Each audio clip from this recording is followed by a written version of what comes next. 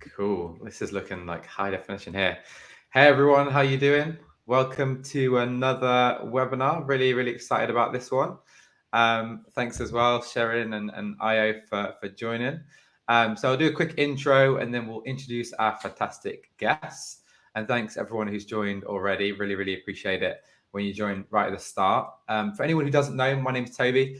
I'm the founder of Diverse. You probably know who I am now. You're probably sick of all my LinkedIn posts and emails and whatnot. But if you're not aware, I'm the founder of Diverse, and we're a careers community, so supporting students and recent graduates, just in case you're new. And we work with inclusive employers that are really focused on diversity and inclusion. And what we really try and do is help the students that we kind of have in our network as much as possible to try and land roles with those employers. So we do events like this, we do podcasts, we've got lots of videos and content and that sort of thing. And right now we're working with Capital One, of course, and they've got some opportunities live. Some of their summer internships are live right now. They've got a strategy summer internship and a software engineering summer internship, both for 10 weeks, starting next summer in both London and Nottingham. So I've pinned those roles to the top of the chat there. So you should be able to see the strategy one and then the software one at the top of the chat. So we're going to get lots of tips and advice and information from our guests and from myself as well, hopefully, which will help give you some context and improve your applications for those roles.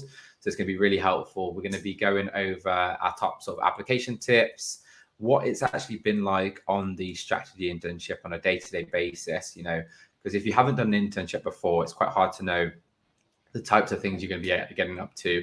So we'll be finding out from our guests exactly what it's all about. And then we'll go into Q&A after that. So you've got the chat function on the left where I've put the jobs. And then just to the right of that, you've got the Q&A with the question mark there. So if you've got any questions, whack them in the question tab. And you can actually vote for the ones that you want to be answered by, liking it essentially, so we can get to the ones that are most important to you guys. So don't be shy. Do feel free to ask any question. That's exactly why we put this on for you. So we're going to make that super valuable.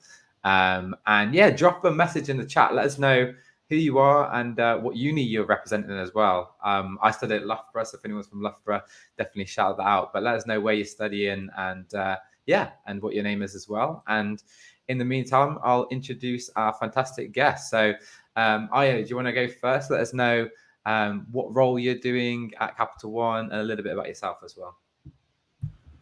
Hi, my name's Io. I am currently a graduate software engineer at Capital One. I joined a few weeks ago. I went to Lancaster University and I did computer science. I also was on the Capital One internship the last summer as well. So back again. That's about me. Awesome. And Sharon, how about yourself? Yep, I'm Saren, and I'm currently a graduate strategy analyst at Capital One, joined at the same time as Io, and I was also on the strategy internship last summer. So I'm originally from Hong Kong, moved to the UK 6 years ago, where I've been living ever since, and I did PPE at Oxford. Perfect. And so you're the perfect guest because you've done both the two internships that are live now on the job board. So both software engineering and strategy analyst, guys. So we've got a perfect lineup for us at the moment. Do carry on dropping your comments in the chat. Let us know where you're studying. And then drop any questions in the Q&A tab just to the right of it. But let's dive straight in, like to get started early. So let's start by talking about why Capital One. Because I think this is really important for people deciding where to do their internships and why to join Capital One. And your answers might really help people understand why it might be right for them as well. So, Saren, we'll start with yourself. Why did you decide Capital One was the right place for you to start your career? Yeah, so when I was originally applying for the internship, of course, I was like applying to lots of places at once. And the thing that I think sort of struck me about Capital One was how welcoming it seemed, like compared to some of the I guess other places that I sort of went to. Like I remembered thinking that like at Capital One they made like a real effort to make sure that people sort of started on like a fair ground when they were going through the application process, because there was like a lot of transparency about like what you were going to be assessed on and like what kind of things you should prepare and expect. So like when I got to the office, it was also quite nice, and like getting to talk to like some of the people who are currently strategy analysts at that time, and you know, getting to ask them questions about the company and stuff. I guess it was just like a nice experience. And then after I did the internship, I was like, well, why not? So yeah, just stayed here.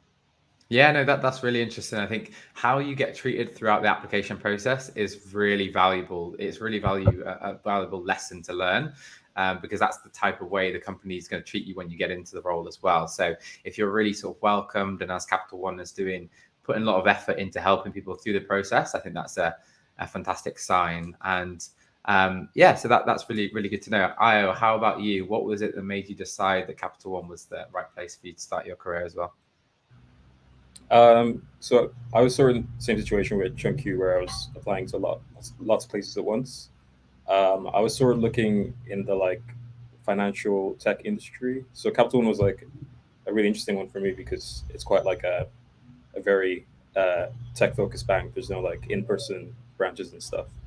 Um, and then as I was going through all these application processes with all these companies, Capital One's process was a lot more, I guess, like more straightforward, because a lot of them can be a bit uh,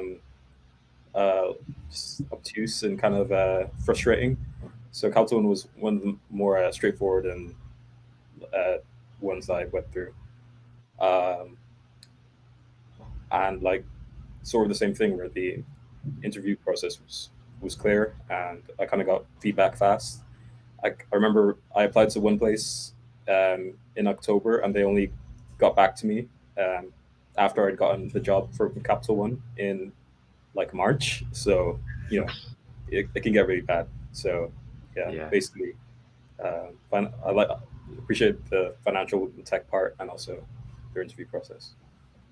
Yeah, that's frustrating, right? When people take forever to get back to you, and sometimes employers never get back, which is really poor. So that sounds really good, and that's interesting. You've got that overlap between finance and tech. That's kind of perfect for you, because a lot of people might not know this, and it's in the job description if you check it out. Capital One really is a tech company embracing technology to create great products for their customers. So cool. Let's move on then. And actually, just before we do move on, guys, I think in the audience it's important to realize that it can be so valuable coming to these webinars, because you can really sort of learn a lot of tips and tricks that you're going to be applying to the application process. And when you get asked why a company, why Capital One, you can often reference the fact that you went to one of these events, and you can highlight something that really resonated with you that you learned, which is a lot more authentic than just sort of finding something on the website and copy and pasting it or something like that. If you can hear something that you think, oh, what I said really overlaps with me, then you can actually mention that in your interview, and there's a reason to why you're applying for the role. So let's talk about the application process then. The process is quite similar for both roles. You've got the initial application and online assessment, then the one-way video interview where you're sort of given a question and you have to answer out loud and you get a certain amount of time to answer. And then for the software role, you go straight through to the assessment center. And for the strategy role, you've got the case study first before the assessment center, and then a final interview after that. So you both did obviously that process last year. So let's talk about that. How did you find that process, and have you got any tips along the way for how you think you did well? Sharon, I'll start with yourself. How did you find the application process? Well, it was challenging. Like, of course, it wasn't like a walk in the park or anything. I think there's like a certain amount of like sort of stress to all application processes these days, and like especially when you're doing them all at once, they can sort of like blur into each other and like feel quite overwhelming at times. So I mean, there's no exception really, but I did appreciate that, like when I was applying to Capital One, like it was very clear like how many stages there were going to be, and like how many times they were going to call you back. Like it wasn't like a thing where it would be like, oh, you passed the previous stage, so now you can get invited to like another phone interview, and you don't know when you're actually going to go in and like see an actual person. So like Capital One is not like that, because as you mentioned, there's like, you know, a set amount of stages, and like you sort of know going into the process what you're going to be doing. So I think that part helps a lot. And would you like me to talk a bit about like what I found useful in like preparing or like something like that? Yeah, why don't we start with, I mean, a lot of people would have done the initial application. Maybe we'll focus on the, well, actually, if you've got any thoughts on the initial application to stand out, just in case anyone hasn't done it yet, what would you advise for that stage then, the online test and initial application? I don't really remember anything about the initial application, Toby, but for the online tests, like I do recall I think it's pretty like math focused. So like I don't know, I would, if you haven't done it yet, I would like brush up on making sure that you can do like the basic maths and do it quite quickly, because it's not really a matter of like knowing any advanced mathematics. There's like nothing that's like more advanced than like algebra there, but like it's a matter of being able to do it quickly and accurately. Yeah, and it is an analytical role, right? So it makes sense for you to sort of be brushing up on those sort of math skills. So it is reflective of the actual job, which is important. And then how about for the one-way video interview then? Do you remember how you prepared well for that, and how that went well for you? Yeah, I did not prepare well for that one. I was actually very surprised I made it past that stage, because that was the stage I thought I did the worst on.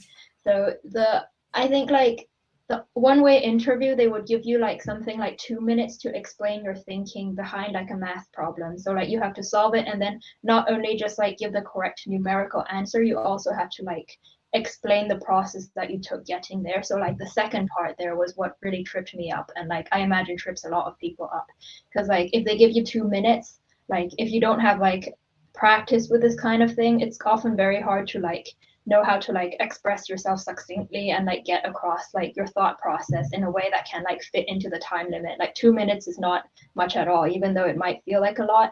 And so like if there's anything I would practice, it's like the process of like talking your way through like how you arrived at the solution and your thought process.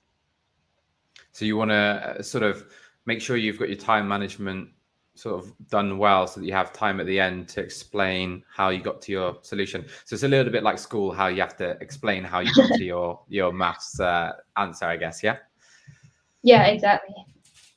Brilliant. No, that's really, really helpful. And how about the sort of just like nerve side of it? Because I think a lot of people get nervous going into a video interview, talking to a camera. That's quite scary. I mean, I think the best way is to sort of really practice as much as you can. But Io, what do you feel about that in terms of the video application area? Were you nervous? Were you scared? Have you done it lots of times before, or did you just breeze through? Yeah, I was sort of in the same situation, because I guess it's a bit hard to know how you did, and it's sort of all happening so quickly, and then before you know it's over, and then these recordings are saved and stuff. I think what definitely helped is that at our uni we had a lot of career sort of classes and stuff, where they taught us things like sort of having an elevator pitch, or being able to explain a situation in a structured way. I think the STAR acronym, if you've ever heard of that. And that sort of helped me to prepare for things, for certain questions that would I could have like a good answer for pretty quickly. Or if there's a question I haven't known before, I could sort of like fit my answer into that.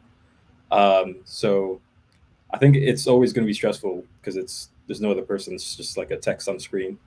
But as long as you sort of keep cool, and if you can have like do some practice questions beforehand, because there's a lot on the internet you can find, then it should be okay, hopefully.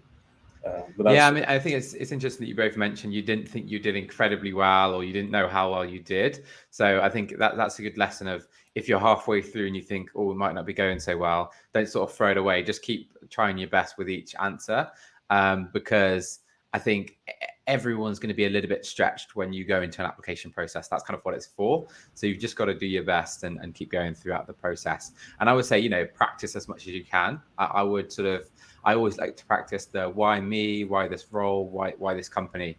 And I actually like to record myself on a screen and answer those questions out loud, so that when I go into the real thing, I feel like I'm warmed up and I'm sort of ready to go. So I think that's a good way to go for the sort of competency side of things. How about and so we'll jump around between the two of you, but for Io, for the case study element of the process, is there any tips you can share to help people with that? Because I think that's probably the hardest part of this initial sort of application process, right, before the assessment center. So the case study part, I think, is this for in the interview process? Yeah. So I think it was quite a while ago, so I'm not sure if I remember that part. If I had that. no Or problem. You must have yeah, breezed through it quite easily. Well, what I would say is there's a Bright Network example. I don't know if you remember doing this, IO, but there's a sort of Bright Network example that Capital One provide, and you can go and practice similar examples to what you'll see in the actual case studies. That's a really good thing to do. Also on the YouTube channel, well, on the Capital One website, there's a case study being filmed, an American one. So it's a little bit cheesy, but that's also quite helpful as well. And anyone who does want those resources, or if you haven't got a hold of them yet, then just drop me an email. I'll put my email in the chat, and you can reach out to me. So we've gone on to the assessment center now. So the virtual assessment center. Tell me a little bit about that, Shirin. How did you find that? Was it a big group? I guess you did yours online during COVID, right? I did mine in person because this was before COVID. This was when we were recruiting for the internship. Yeah, so the in-person assessment center was like a lot like the case study interview, but like with a few more pieces on it. So like I'm not sure if the case study was like a strategy only thing. Maybe that's why like IO doesn't like recall doing anything of the sort. But like Sure. it was very much like there was one case study interview, which was like a harder version of the video or phone case study. And then there were like a couple other like interviews. I think one of them was more behavioral, sort of like the questions that you would usually expect, like, in a kind of like assessment center behavioral interview. And another one was I can't quite remember what it was, but like I think there were 3 interviews. So as well as like a group exercise. Maybe that was the 3rd interview. Yeah, there was one where it was like a small group of like 4 or so people, and you had to like sort of work on a task together and like come up with some sort of answer or proposal. So that was a little bit intimidating for me, honestly, because it's like, you're in a group of people and like you're all applying for like the same position. So it can feel a little bit like, you want to say your piece and you like need to get like a word in. But honestly, like I don't think like I talked that much during the group interview. Like I made sure to talk at some point and like get in a contribution, but like you don't necessarily have to be like talking for most of the time to do well in that sort of exercise. Yeah, definitely. Now, I think I asked you, Io, about the case study, but you're right. That's for the strategy role, isn't it? So we'll come back to that. But no, that's a good point to make. I think often what people make the mistake of going into assessment center is that they sort of assume that you're all competing against each other, and that's really not the case, because oftentimes you're actually applying for different roles. So you could both be hired, you and the person that you're sitting next to, or it could be different regions, or they could just be hiring multiple people for each role. So you kind of don't want to see it as a competitive thing, especially in the group exercise. You want to support each other, because ultimately the better you do as a group in the task, the more likely you are to progress to the next stage. So there's a few different ways to perform well, and we'll see what IO did as well. But it's really important, if you are a little bit quieter or you see someone else is a little bit quieter, then try and bring them out of the shell by asking them questions and bringing them into the task and asking what they think as well. Those are the types of traits and qualities that employers really, really want to see. But Io, how about yourself? Do you remember what you did well during the assessment center, or do you have any tips on it generally? Yeah, I do remember. So mine was in person as well. I'm not sure if that made it easier or harder than a virtual one. But I had 2 other people with me. They were applying for different positions, so it didn't feel too competitive. But still, I sort of wanted to make sure I had my contribution. I felt like that it was definitely a thing where the best thing would be is to work together, because I feel like if you were just trying to think about yourself, it would be quite obvious to the interviewer. And in addition to that, our format was like they gave us a situation, and then things kept changing, and you had to sort of think on your feet as well. So I feel like that was a really good experience. And if you've got like any methods of sort of on feet thinking, be a really good one to prepare for that. But yeah, in general, I feel like just like what you said about asking other members in your team would be a really good thing. So definitely not to view it as a super competitive thing, but just try the best that you can, basically, which seems kind of boring, but it's kind of what it is. Yeah, no, I think that's really, really important. You've got to collaborate and work as the team. And sometimes people go in and they want to have their voice heard, and they're a little bit too like domineering. And maybe some employers would prefer that, but I think generally speaking, sometimes that doesn't look good if you're stepping over people or interrupting them when they're trying to explain a point. You want to be more of a collaborator that's trying to pull the strings and help out. Sharon, was there anything else you wanted to add on assessment centres that you think went well for you? Oh, Sharon's just disappeared. Probably cut off there with the signal, but I'm sure she'll be back. So after the assessment centre, you've got the final round interview. So talk to us a little bit about that, and share any interview tips you've got as well. How did you find the final round interview? I'm sure Sharon will come back shortly. Yeah, so I guess for me, since I was doing tech position, it was sort of a code pairing interview, which is basically where you sit with someone and they give you a problem, and then you sort of solve the problem with code. And I guess it's definitely a bit, it's sort of different coding by yourself and coding while someone's behind you watching you. So I feel like it's definitely not super easy, but with problem Capital One gave was, I think, quite straightforward. It wasn't like a super advanced um, maths question or anything. It was I think it's mostly about to see how you deal working with another person and sort of explaining the code as you're going along. So like, I think you might feel the pressure while doing it to be perfect and not make any mistakes. But really, as long as you're communicating with the other person, walking through the solutions you might have and things like that, and comparing different solutions you have and just talking about it is probably the most important thing. So if you were in that situation, I think the last thing you'd do is like stay silent and panic, because they're not really there to like Yeah. yeah. So it's sort of being collaborative and working together, and then similar to what Sharon said for the strategy role, it's doing the task, but then also explaining how you got there. Right, is almost as important by the sounds of it. Yeah, pretty much. Awesome. Well, let's focus a little bit more on your role then, as we wait for Sharon to come back. For anyone who is preparing to get a software engineering role or a developer role, with Capital One or anywhere else, in terms of sort of gearing up for that and improving your CV, were there any sort of platforms that you use to put together a portfolio or to practice coding that you thought was really, really useful prior to this?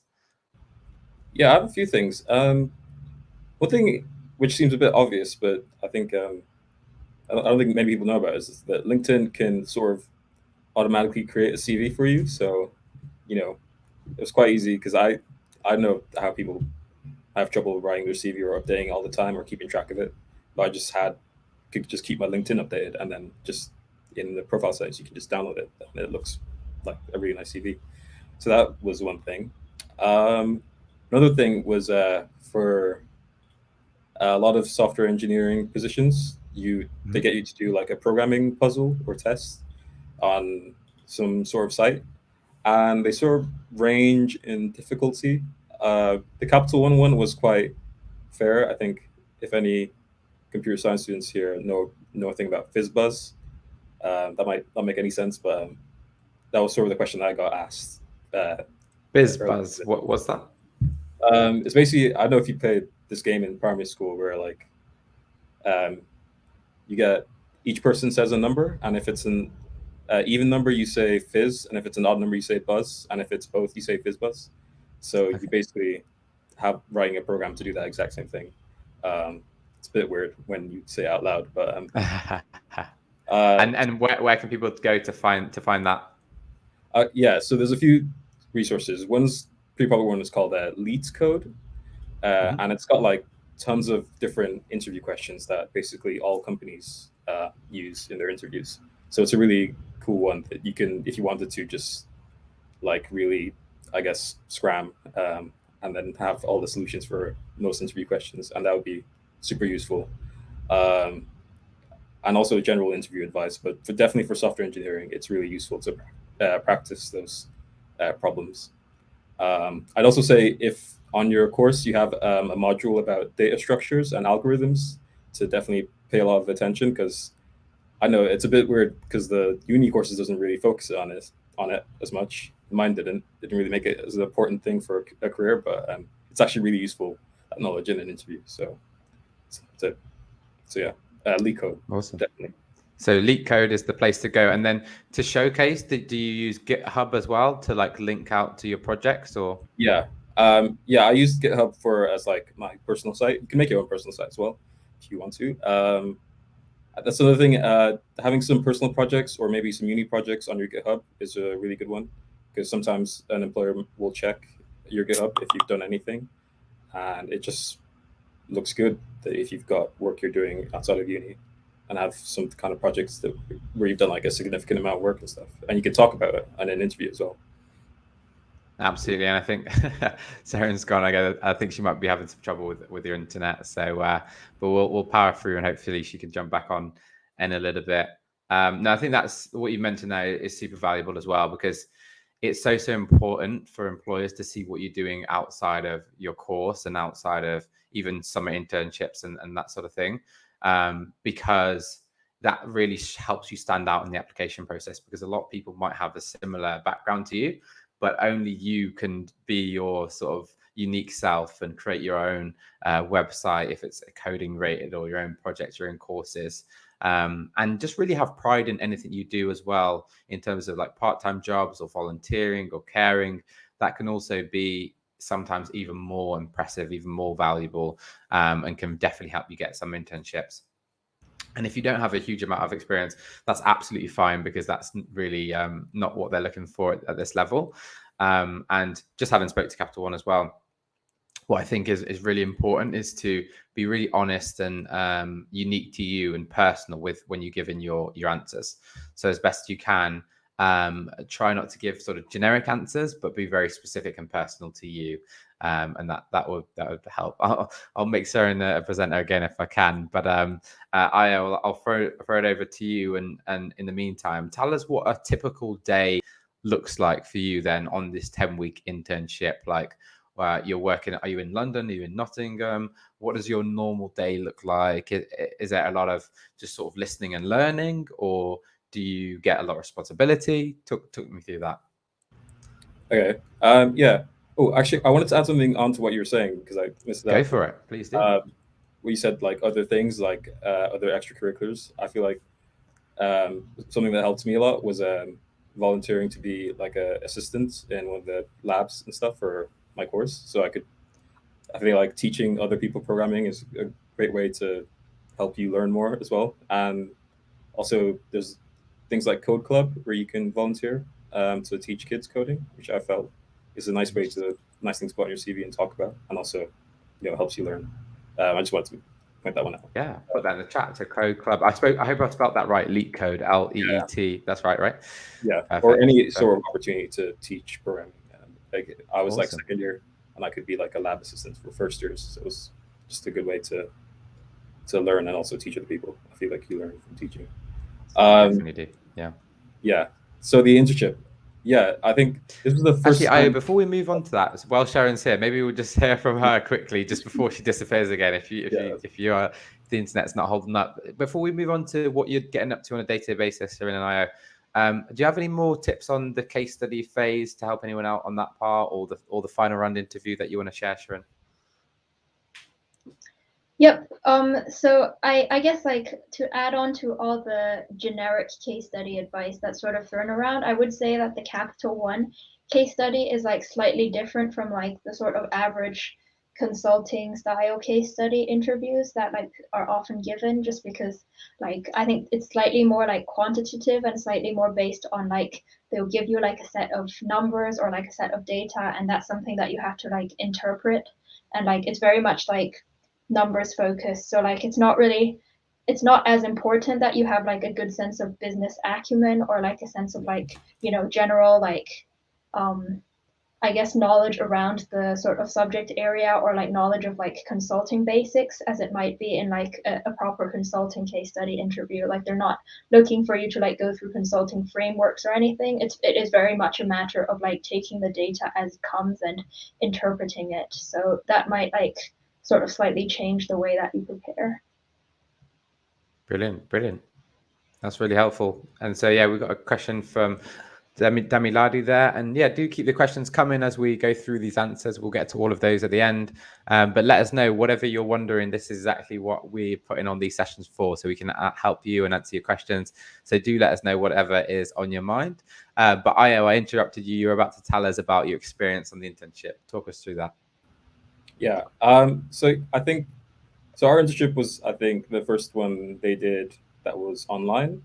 So I think they've definitely changed. It was actually quite good. I wouldn't have known that they've never done an online internship before.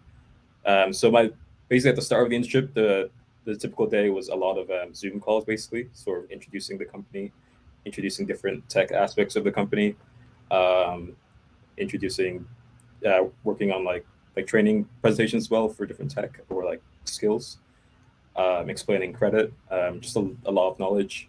I think I think now they said they want to sort of spread the calls out more, because I think when we did it was sort of back to back, so we were a bit fatigued. Um, every day there's like a lot of Zoom calls, but it was their first time doing it. But generally the day to day at the start was just a lot of learning, and you do have to do like a lot of training as well. And then sort of after the first weeks, after the training was mostly done and getting settled into the team, it was sort of, at least for me, was talking with my team, that you get like a mentor and a buddy, at least for software engineers.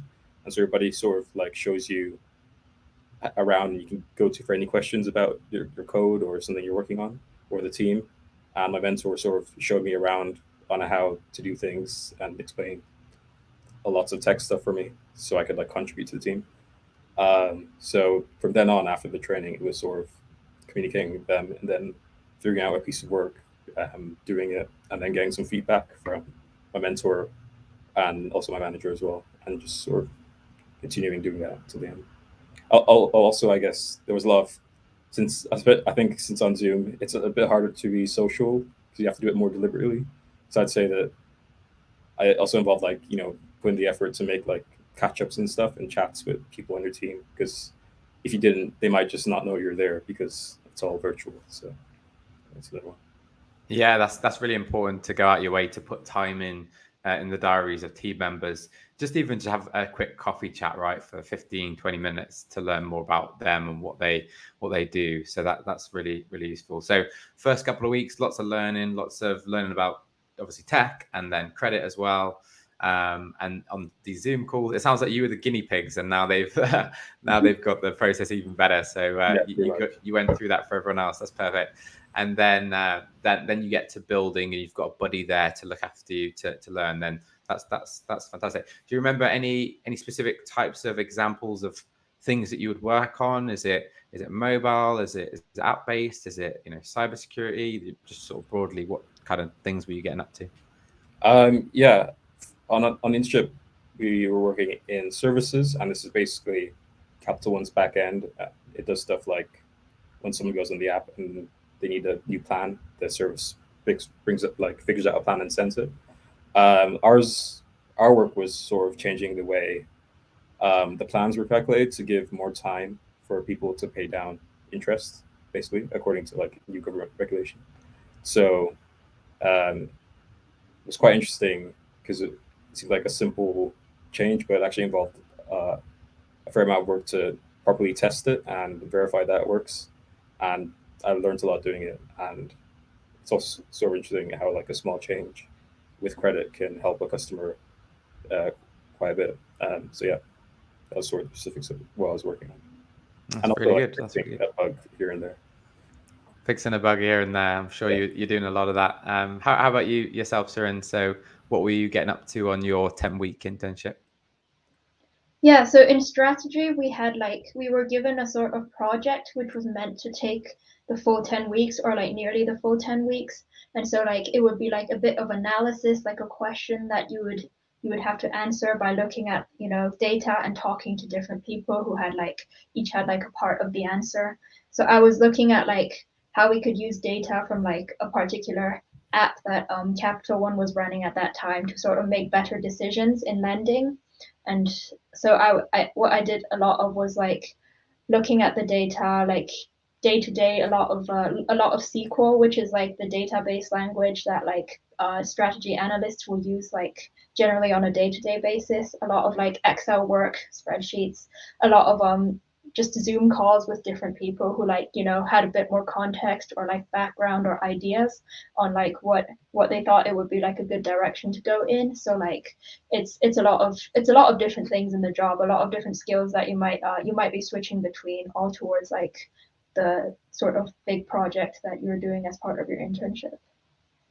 Yeah, so it sounds like both of you are working on real sort of practical, real world problems, right? Not just sort of spending the 10 weeks just listening or shadowing, you're actually getting involved in real world things. And I think you're probably working on similar projects from, obviously strategy lens and then IO behind the scenes with the code. So, and you both mentioned credit and customers there, right? So it really seems to align with the main goal of Capital One, which is to sort of serve customers in the best possible way in this world of credit. And if anyone doesn't know what that's all about, you can check our strategy, not strategy, the graduate session that we did a couple of weeks ago, where we really dived into credit a little bit more and what that is and what that's all about. But fundamentally, it's people have credit ratings, credit scores, and you can improve your rating over time by using a credit card and borrowing a little bit and each month and then paying it back to build up your score over time.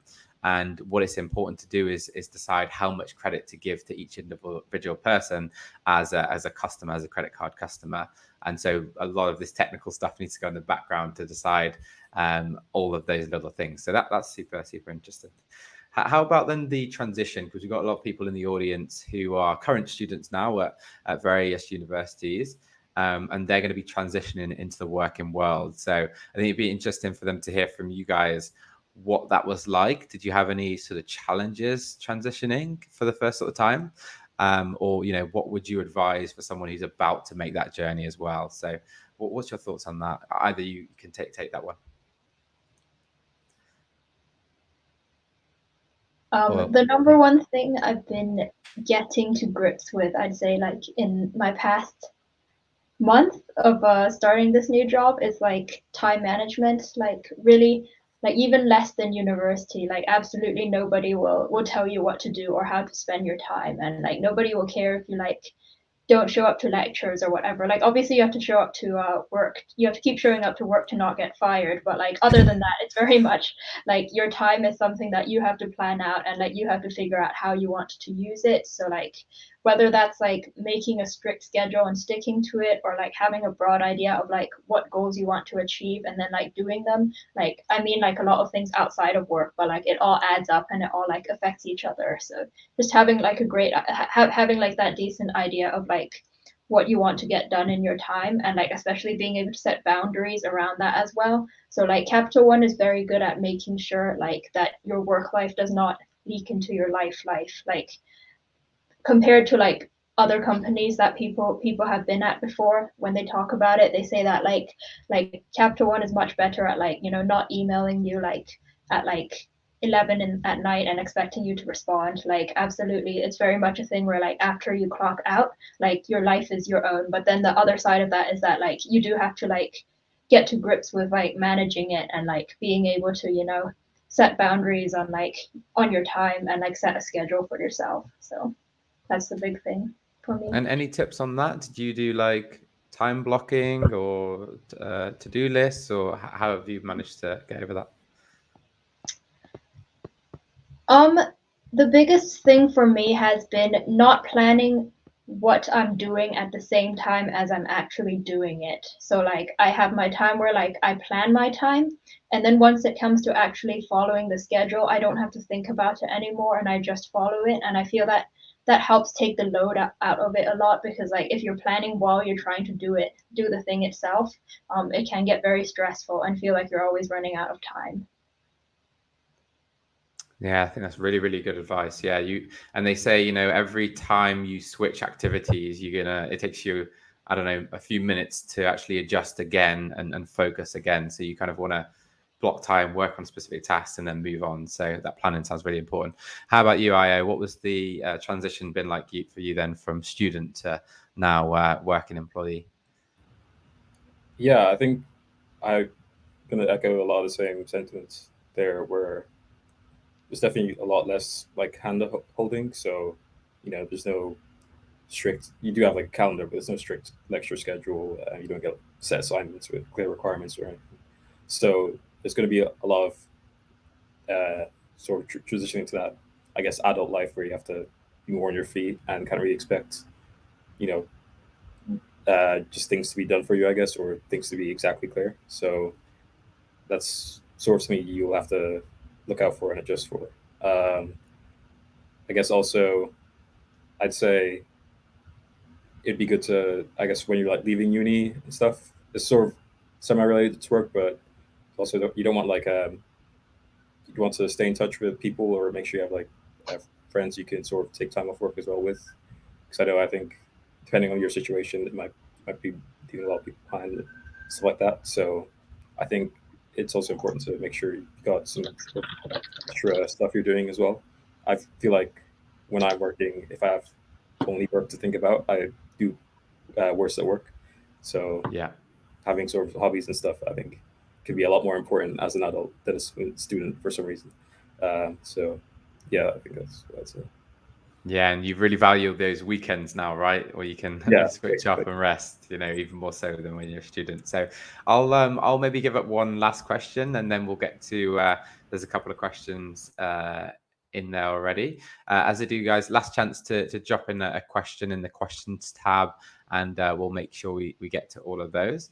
But yeah, I guess just to sort of wrap up from my side then, why I'd love to know from both of you, because a lot of people might be thinking, do I need to do a summer internship? It's 10 weeks. I might want to go on a holiday, or I might want to be, I don't know, chilling out watching Netflix all summer.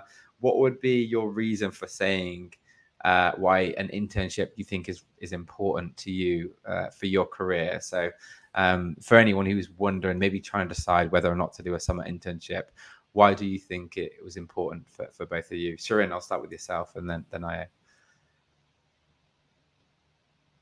It feels like there's the obvious reason that like it's often easier to like get a job through an internship or like with internship experience than without. But also I think like on a personal level, like for the person who is doing the internship, it's a good way of finding out whether you'll like the job or whether you might actually hate it. Like there are definitely people, I'd say, like people I know who have done internships and then figured out that like that was not what they wanted to do at all, and then like later went on to like apply for something else for full time and like found really like and like definitely found were successful at finding something that was like a much better fit for them, and you wouldn't know that unless you've done the internship. Definitely, yeah. Finding out what you don't want to do, I think, is probably even more valuable in a lot of ways. To try it and then make sure you don't waste any time by getting a graduate scheme in a place that you don't want to be in. So that's a really good answer. How about yourself, Aya? yeah. I think for me, I always had this idea because I've done programming computer science for a while, and I just really wanted to know how it's like in an actual business because assignments at uni and stuff like that are very different from actual work. But I didn't know what actual work was like, so it was I really wanted to see what it was like to see because I feel like as you're an intern, you've gotten a lot of like lead to ask questions and not know things, and it's sort of the perfect opportunity to like learn about everything because no one really expects you to be like a to know everything basically. And so also it's for like a manageable amount of time, like a whole year, so you can know if you really don't like it or not. But for me, the most valuable thing was just getting some experience of what it's going to be like, because I don't really like going into something where I don't know what it's going to be like. But now with the internship, I know what it's like, and I think that's given me a lot more confidence for applying to any to graduate positions and any other positions as well.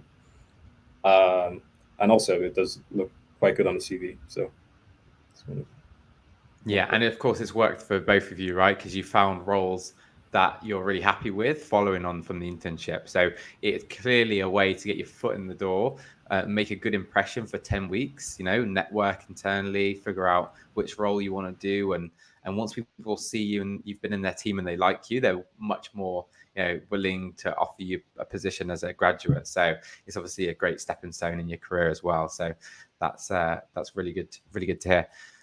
So yeah, let's wrap up and get to the questions then. So question for Sharon, how do you prepare for case studies? Are there any websites that you would suggest to do that? So any resources that you would call out there for case study practice? Yeah, for Capital One, I think like the best resource is the ones that Capital One publishes themselves. So as you mentioned, Toby, there is like I think an example on the website.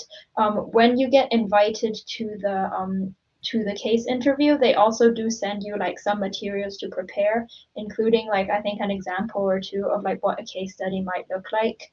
So I don't know if those are also available publicly, but if you get invited, they definitely will send you over like more preparation material. Yeah, I think that's the key point to make. Really, I think I've spoken to people who've applied and then sort of dived into all the assessments without looking at what's in the email, which is resources to help you get through. They're really committing time to help you get through the process. So definitely don't ignore that. Use the examples they've given. I think that Bright Network and where they show you that some of the maths that they want you to be practicing going in, and that will really help you. And reach out to myself. I'll put my email address in the chat, although I'm sure you'll all have it by now. And anyone who does get through to the interview process, if it's a video interview, reach out and we'll put some time in with you to just help you prepare for the process and talk about this a little bit more in detail. So I've whacked my email in there. Then the next question from Fuad. I'm a master's student and I have a 1-year placement starting March 2020. And are there any opportunities in Capital One for me? So I'm not sure exactly when you'll be graduating. So if you'll be graduating 2023, then you'll be eligible for these 2 internships, which I've tagged to the top of the chat. Both the software and the strategy 10-week summer internship are open for 2023 graduates. If you're graduating in 2022, then they have the software graduate scheme live now. So there should be plenty of opportunities there for you. If you don't graduate in one of those years, if you graduate in 2024, then they've got a 1-year placement as well. And so all of that is on the job board. And then lastly, what made you choose to apply for an internship at Capital One? So you might have missed that. We covered that a little bit at the beginning, but is there anything else that you guys want to share which made you apply for Capital One versus another organization that we didn't cover at the start? Anything IO that comes to mind? Yeah, sort of generally the same thing. I was quite interested in financial and technology, and Capital One. It's kind of one of the forerunners in that in the UK, along with some other banks. Also, their interview process was sort of the most, uh, I think, straightforward one I've had after applying to a lot of ones. So it was really good. Brilliant. And how about yourself, Sharon? Yeah, I like the intersection of business and tech. Um, and I guess I also like talked to someone who'd been through the whole like internship grad scheme at like a careers fair, and like they spoke quite highly of it. So why not? Yeah, no, I think they do really have a unique, intersection there between business and slash finance and tech as well. So if you're interested in that world, then it's a fantastic place to start, and a real focus on learning and development, which we haven't really mentioned, but it's been sort of dropped in throughout. The mentors that you had, the buddies that you had, to really help you progress in your career.